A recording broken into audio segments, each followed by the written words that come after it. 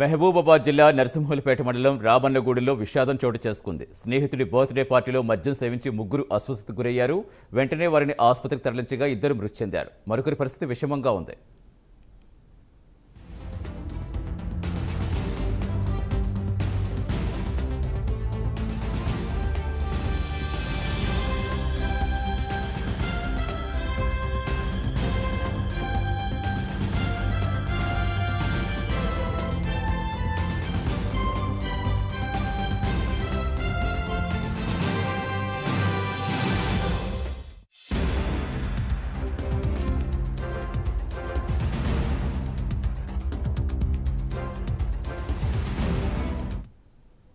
మహబూబాబాద్ జిల్లా నరసింహులపేట మండలం రామన్నగూడెంలో విషాదం చోటు చేసుకుంది. స్నేహితుడి బర్త్డే పార్టీలో మద్యం సేవించి ముగ్గురు అస్వస్థతకు గురయ్యారు. వెంటనే వారిని ఆసుపత్రికి తరలించగా ఇద్దరు మృతి చెందారు. మరొకరి పరిస్థితి విషమంగా ఉంది. పూర్తి సమాచారం ఇచ్చేందుకు మా కరెస్పాండెంట్ తిరుపతి జాయిన్ అవుతున్నారు. తిరుపతి, అసలు ఏం జరిగింది? అంటే మద్యం సేవించి చనిపోయారని చెప్తున్నారు, ప్రత్యక్ష సాక్షులు ఏం చెప్తున్నారు, వాళ్ళ కుటుంబ సభ్యులు ఏమంటున్నారు?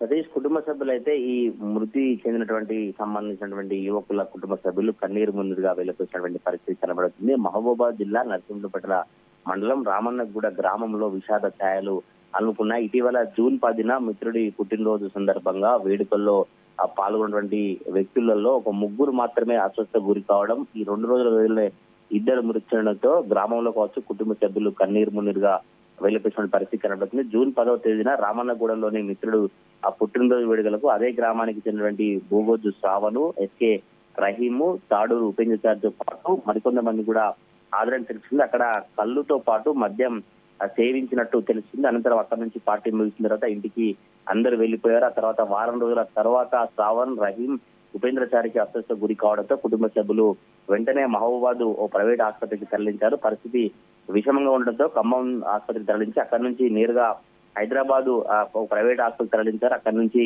మళ్ళీ నిమ్స్ ఆసుపత్రి తరలించిన తర్వాత చికిత్స పొందుతూ శ్రావణ్, రహీం 2 రోజుల వ్యవధిలోనే మృతి చెందిన పరిస్థితి కనబడుతుంది. ఉపేంద్రచారి పరిస్థితి విషమంగా ఉన్నట్టు తెలిసింది.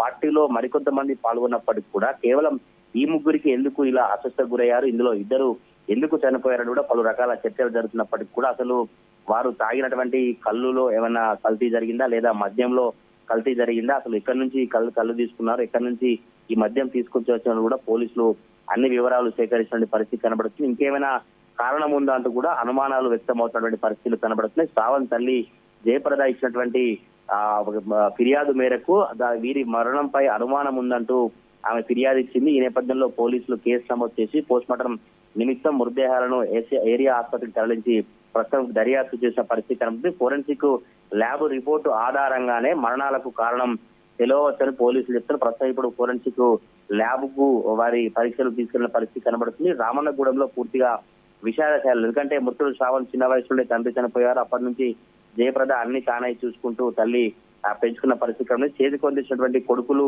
ఇలా యువకులు 25 ఏళ్ళు 26 ఏళ్ళ యువకులు చనిపోవడం అయితే గ్రామంలో విషాద ఛాయలు. అసలు ఏం జరిగింది, ఈ కల్తీ సంబంధించినటువంటి కళ్ళు జరిగిందా, లేదంటే మద్యంలో కల్తీ జరిగిందా, ఎటువంటి పరిస్థితులు తెలియదు. ఎంతమందో ఆ బర్త్డే వేడుకలు జరుపుకున్నప్పటికీ ఇంకా కొంతమంది పాల్గొన్నప్పటికీ వారికి మాత్రం ఎటువంటి అస్వస్థ గురి కాకపోవడం కావచ్చు, ఎటువంటి అనారోగ్య సమస్యలు లేకపోవడం, కేవలం ఈ ముగ్గురు మాత్రమే అస్వస్థ గురి కావడం, ఇందులో ఇద్దరు యువకులు చనిపోవడం అయితే జిల్లాలో కావచ్చు రాష్ట్ర వ్యాప్తంగా బర్త్డే వేడుకల పార్టీ సంబంధించిన తల్లిదండ్రులంతా కూడా ఒక ఆలోచన చేసి ఎందుకు ఇట్లా జరిగింది, యువకులు ఎందుకు మృతి చెందారు, పూర్తిగా ఫోరెన్సిక్ ల్యాబ్ రిపోర్టు వచ్చిన తర్వాతనే వీరి మరణాలకు కారణాలు ఏంటో తెలిసే అవకాశం కనబడతా ఉంది. Satish, right, thank you Tirupati.